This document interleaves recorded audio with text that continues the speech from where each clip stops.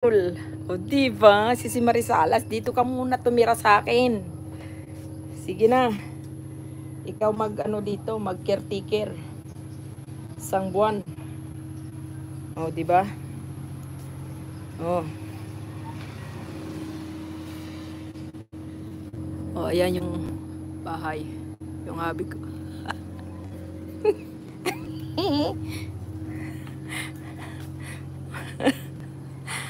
O, ayan.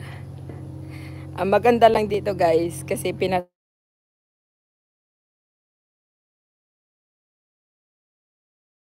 para tayo ay maka ano. Pati itong sa baba, o ayan o. O buti pa itong itong ano, may hagdan dito kay may ano na siya. May hawakan ba? O ito yung likod bahay.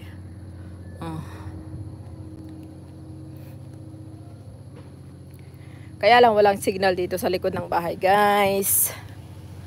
Ayan. Ayan. Yung kuya ko na isa, nandyan kaninang umaga, nag-ano siya.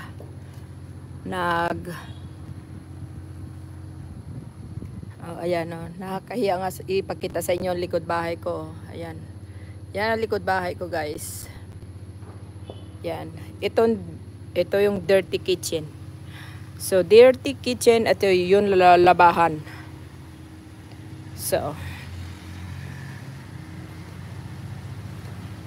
maganda dito sa mga hapon, mga ganitong oras, magkapi-kapi ka, tapos, yan, makikita yung mga dumadaan na motorsiklo, tricycle, yan. Yan, mag-say hi, mag-say hi yung husband ko, mag-say hi yung mga bata.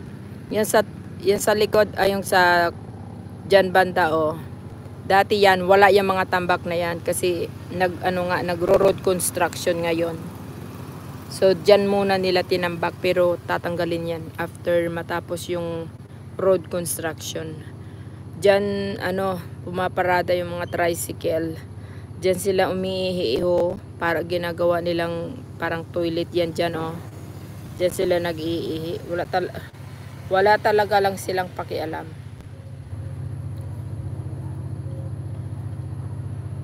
Aso ko nga parang baboy. O tingnan mo yung si Saki o. Pupunta na naman siya sa taas. Ayun, alam nyo guys o. Ito o. Parang ganyan talaga ito dati guys o. Yung paligid na to dito, ganyan talaga dati. Ang daming niyog, ang daming mga kung ano-ano, yan. Ayan, ang daming niyog. So, kita nyo kung gaano kataas yung in-excavate talaga nila para malagay itong bahay.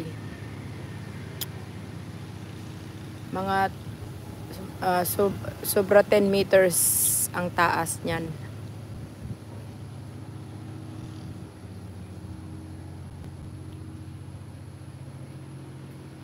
Maraming puno. At saka pag maraming puno, marami ding insekto at marami ding mosquito. Oh my God.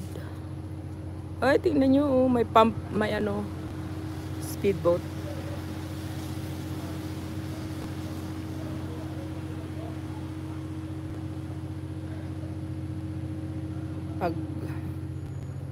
Pag umaga dito guys, ang ganda ng ganda ng dagat. Super blue.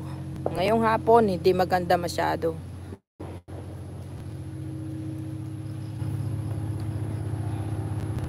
Yung dragon fruit ko hindi ako binigyan ng bunga.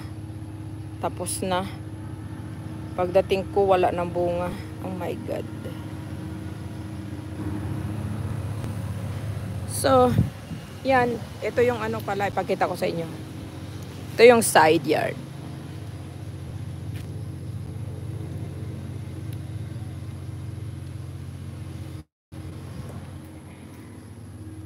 Ito yung stairs.